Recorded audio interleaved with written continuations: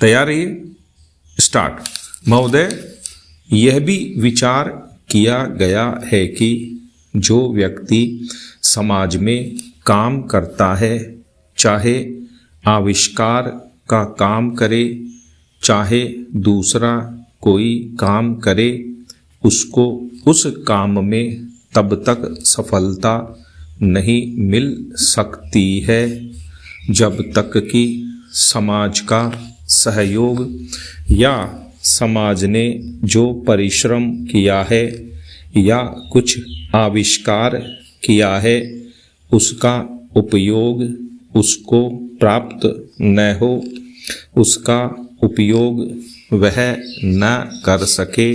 Stop.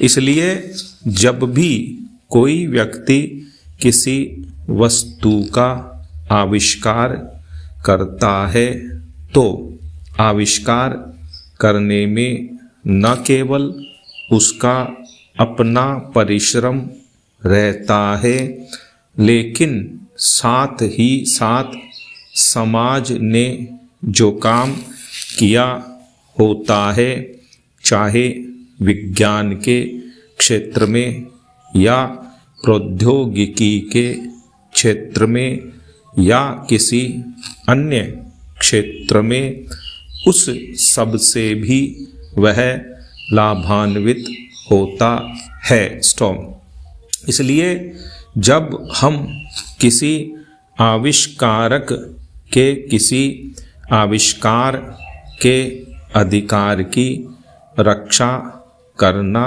चाहते हैं तो उसके साथ साथ यह भी विचार हमारे दिमाग में आता है, जिस व्यक्ति ने समाज की सहायता से आविष्कार किया है उस समाज को भी उसका फल अधिक से अधिक मिलना चाहिए। स्टॉप।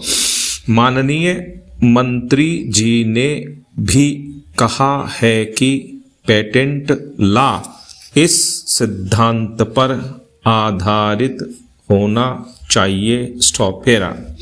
मैं समझता हूँ कि पेटेंट लॉ के पीछे दो सिद्धांत निश्चित हैं। स्टॉप। पहला सिद्धांत तो यह है कि जो व्यक्ति परिश्रम करके धन लगाकर अपना दिमाग लगाकर के किसी वस्तु का आविष्कार करता है, उसके तथा अपने परिवार के लोगों के अधिकारों की जहाँ रक्षा होनी चाहिए, उसके साथ ही साथ जैसा मैंने अभी कहा है, कोई व्यक्ति समाज में व्यर्थ में काम नहीं करता है, वरन पिछले समाज के लोगों ने जो जो काम किए होते हैं, चाहे विज्ञान के क्षेत्र में या प्रौद्योगिकी के क्षेत्र में या किसी अन्य क्षेत्र में,